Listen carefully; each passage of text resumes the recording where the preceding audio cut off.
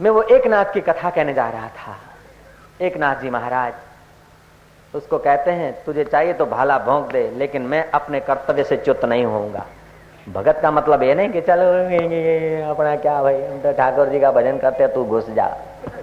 अरे ये क्या, चलो मैं तो राम राम करे, मैंने तो अपना काम कर ले, अपना क्या है। नहीं, जो ड्यूटी सौंपा है, जो तुम्हारा कर्तव्य पूरा करो।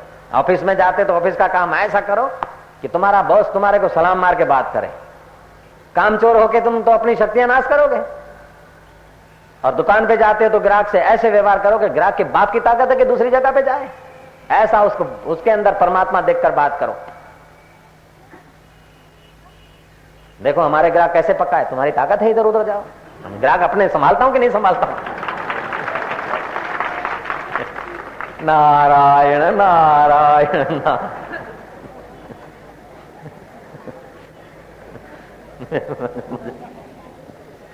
भाई मोहब्बत जब जोर पकड़ती है ना तो शरारत का रूप लेती है। थोड़ा सा ये शरारत कर ली हमने थोड़ी सी। ये आप लोगों की उदारता है कि बैठे हैं सुन रहे हैं, आपकी बड़ी कृपा है। नारायण नारायण नारायण नारायण नारायण। अरे लड़का, तुझे पता नहीं ये गुरु गुरु करके चक्कर में कब तक पड़ा रहेगा? तेरा गुरु तो राजा साहब का नौकर है। बोले राजा साहब का नौकर मेरे गुरु का शरीर है, मेरा गुरु तो अनंत ब्रह्मांड का स्वामी जो आत्मा है वहां पहुंचे हैं। तू मेरे गुरु के लिए क्या बोलता है?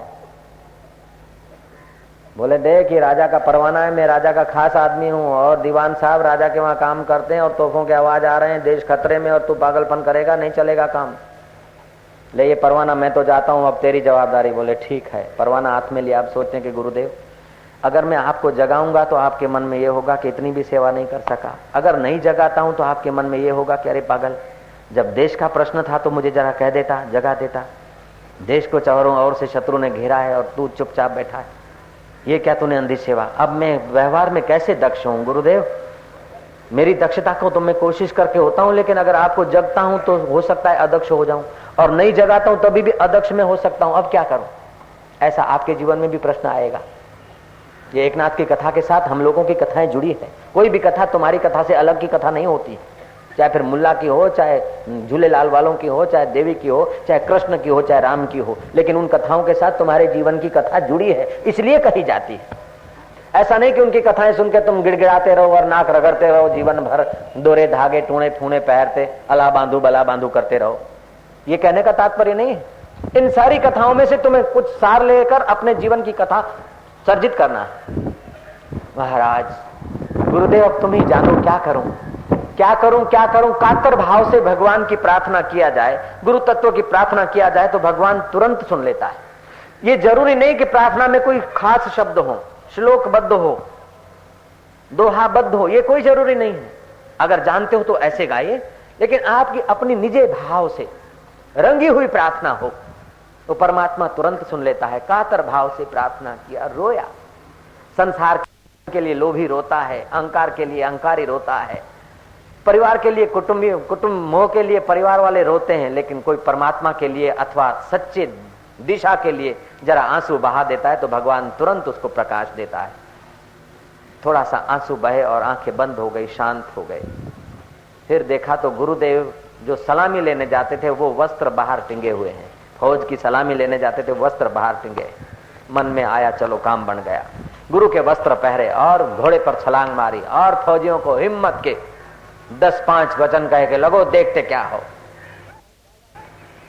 कम और ज्यादा व्यक्तियों से सफलता का कोई संबंध नहीं है। उत्साहहीन हजारों हो और उत्साहित 5 पांडव हो तो भी विजय हो सकता है। तुम तो हजारों हो, लगाओ दम। जो तो को कांटा बुए वहां को बोतू भाला, वो भी क्या याद करेगा पड़ा था किसी से पाला। जब देश का प्रश्न है, हिम्मत करो, लगो जवानों। आ गई हिम्मत। अपने स्वार्थ के लिए नहीं, परहित के लिए हिम्मत करना है, अपनी अपेक्षाओं के लिए नहीं। बहुजन हिताय बहुजन सुखाय। आप लग पड़ो, ईश्वर का अनंत बल तुम्हारे द्वारा काम करेगा। ये रामायण में क्या है? राम जी के पास तो कुछ नहीं, लखन भैया है और क्या है, लेकिन लगे रहे नीति और धर्म के कारण। सीता जी से मोह था, उसलिए सीता जी के लिए लड़े नहीं, धर्म के कारण लड़े। हवाएं उनके अनुकूल हो गई, पत्थर उनके अनुकूल हो गए, पत्थर तैरने लग गए। अरे खिसकोलियां रेती का दाना लेकर समुद्र में डालती थी, भालू और बंदर भी उनके सहायक हो गए। इन कथाओं से अपने को समझना कि आप अगर ब्रह्म विद्या के तरफ हैं, ईश्वर के तरफ हैं, सत्य के तरफ हैं, नीति के तरफ हैं, तो वातावरण तुम्हारे अनुकूल आज नहीं तो कल होके रहेगा। तुम डरो मत। ऐसे नेताओं को मैं जानता हूं जिनके पास डजनों डजनों एमपी जिनके हाथ में थे, एमएलए डजनों के डजन, 25 2-4 डजन एमएलए जिनके हाथ में थे, लेकिन पुण्य क्षीण हुए और दुर्बल विचार हुए, वो हार गए, दूसरे आ गए, चीफ मिनिस्टर बन गए गुजरात में। और ऐसे लोगों को मैं जानता हूं जो जेल में थे वो राष्ट्रपति बन गए।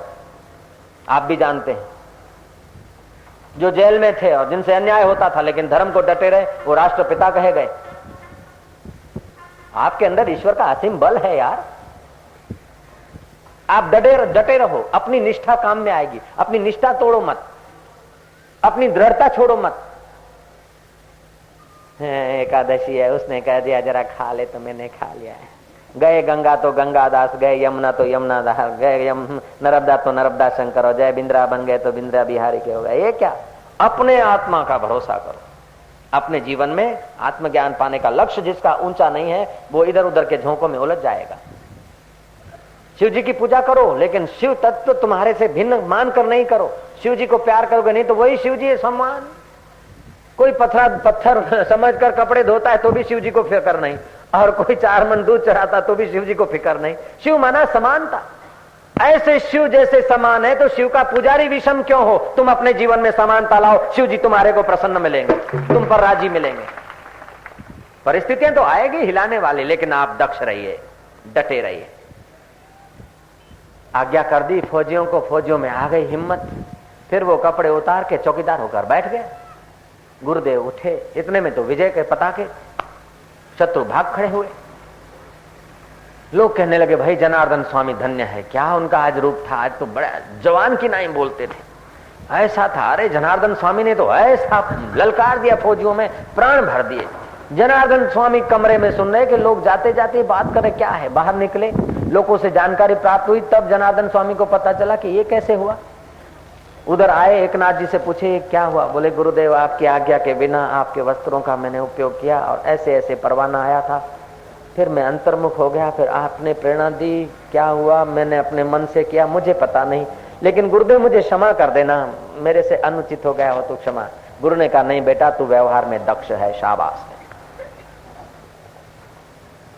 वर्ष का एंड हो रहा था, राजा साहब को फाइलें देनी थी, कोई हिसाब में गड़बड़ी हो रही थी। एकनाथ जरा जांच करना। एकनाथ ने जांच करते करते पूरा दिन लगा दिया। प्रभात हुई, गुरु ने देखा कि कल से दिखता नहीं है, नहीं तो हर रोज 10 बार दर्शन करता था, दिखता नहीं, क्या बात है। गुरु जी गए तो वो रात भर लगा है, दिए के सामने वो हिसाब कर रहा है। गुरु जी दिए के ओथ में खड़े हो गए। अब चौपड़े पे अंधेरा हो गया, फिर भी उसको अक्षर दिख रहे हैं, और बोलता हाँ हाँ मिल गई। क्या मिला? ओ गुरुदेव, एक पाई की भूल मिल गई। मैं तो आधा घंटे से खड़ा था, मेरे को नहीं देखा। गुरुदेव मुझे पता नहीं था, आपकी सेवा में ऐसा लगा था कि आपके बाहर के दर्शन में नहीं कर पाया। तो बेटा एक पाई के भूल में तो इतना लगा। बोले गुरुदेव पाई की भूल हो चाहे 50,000 की हो, भूल तो भूल है। आपने भूल निकालने को दिया था तो मैं भूल को दबाऊं कैसे? चौपड़ा रखो तो आप ऐसा रखो, मुनीम रखो तो ऐसा रखो, मुनीम बनो तो ऐसा बनो। चलो चलेगा अपना क्या, चलो यार, चलो ऐसा कर देंगे, वो कर देंगे, मिला देंगे यार, ये कर देंगे। आज का काम कल पे रखा तो कल का काम परसों पे काम बढ़ जाएगा और काम निकम विचारों में आ जाएगा। व्यवहार में दक्ष, ये करके उठना है, इतना उठना है तो उठना है, ये करना है तो करना है। और एक बार आप संकल्प करके और वो काम कर लेते तो आपकी 100 गुनी शक्ति बढ़ जाती है, और संकल्प करके और आप नहीं करते तो मन की 100 गुनी शक्ति बढ़ जाती है। आपको दक्ष होने की सब कुंजियां बता रहा हूं। अब तो महाराज, गुरु महाराज बरस गए और एकनाथ जी महाराज को साक्षात्कार हो गया। गुरु ने कहा ये तेरे अकेले के लिए नहीं दिया है। टीले टपके मंदिर मस्जिद में जाकर लोग सिर पटक पटक के जीवन बर्बाद कर रहे हैं, दिल के देवता का पता ही नहीं, जा लोगों को दिल के देवता के तरफ आकर्षित कर। एकनाथ जी यात्रा करते करते पैठान में स्थिर हुए। 5-25 आदमी से बढ़िया काम जो होता है ना, पहले तो बिल्कुल गिने गिनाए लोगों से शुरू होता है, 1-2 व्यक्ति से ही शुरू हो जाता है, लेकिन उसमें ईश्वरी शक्तियां काम करती है। पैठान में वो एकनाथ जी कथा करते हैं। आज 5 आदमी आए, फिर 10 आए, 15 आए, 25 आए, 30 आए, 50 आए, बढ़ गया, प्रांगण छोटा पड़ता था। जो अला बांधू बला बांधू तावीज जोड़ा टूणा फूणा करके लोगों को गुमराह करते थे, उनकी ग्राहकी पर असर पड़ गया, क्योंकि वो तो आत्मज्ञानी संत थे। बल बढ़ाने की बात करते थे, स्वावलंबी बनाने की बात करते थे, पशु बनाने का विचार उनका था ही नहीं। जो दूसरे को गुलाम बनाता है वो स्वयं गुलाम रहता है, जो दूसरे को मूर्ख बनाता है उसको स्वयं मूर्ख बनना पड़ता है, जो दूसरों से धोखा करता है वो पहले अपने दिल से धोखा करके ही दूसरों से धोखा कर सकता है। दूसरे को स्वतंत्र बनाओ तो आप स्वतंत्र रहेंगे, और दूसरे को पराधीन जितना बनाओगे आप पराधीन बने रहोगे। दूसरे को जितना खीर खांड खिलाओगे खीर खांड आपकी बढ़ती रहेगी, और दूसरों को जितना